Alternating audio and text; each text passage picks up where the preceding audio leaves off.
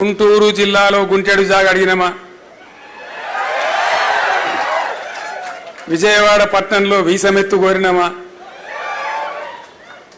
మా తెలంగాణ వాళ్ళమంతా మేలుకున్నాము, మా తెలంగాణ మేమే ఏలుకుంటాము.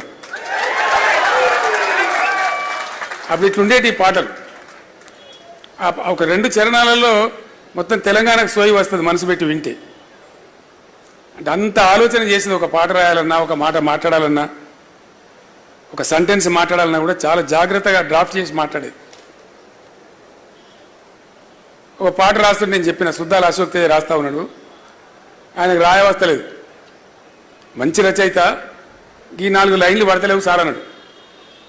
ఏందా అంటే మన పండుగలు మనదంతా చెప్పాలి సార్, కొద్దిగా మంచిగా చెప్పాలి, ఏం పండుగలు చెప్పాలనుకుంటున్నా, నువ్వు ఇదంతా చెప్పాలనుకుంటున్నా అంటే నేను చెప్పిన, ఏం లేదు రాయి, నేను చెప్తా రాయని చెప్పి. పోషమ్మ బోనాల శివసత్తులాట మనసంతమే కదా బతుకమ్మ పాట అని చెప్పింది. అటే రాసి పడేసి సూపర్ హిట్ అయింది అది. అట్లా ఇంకో పాట రాస్తున్నాం, ఇది తెలంగాణ అనే పాట, ఫస్ట్ సాంగ్ అది. అదే లేపింది తెలంగాణ అంతటి. రాసేటప్పుడు ఆనాడు ఉన్నటువంటి పరిస్థితి మీకు అర్థం కావాలని నేను చెప్తా ఉన్నా.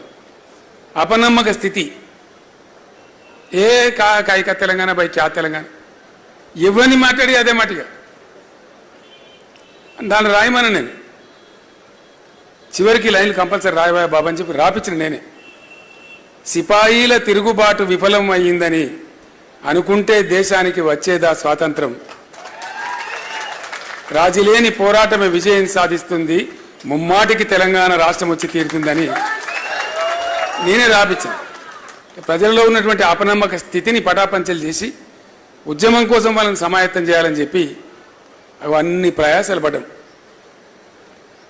పిడికడంటే పిడికడే మంది, చాలామంది ఇప్పుడు ఉన్నోళ్ళు లేరు. కరీంనగర్లో సింహగర్జన సభ పెడితే అప్పుడు హరీష్ యువకుడు, అనుభవం కూడా లేదు.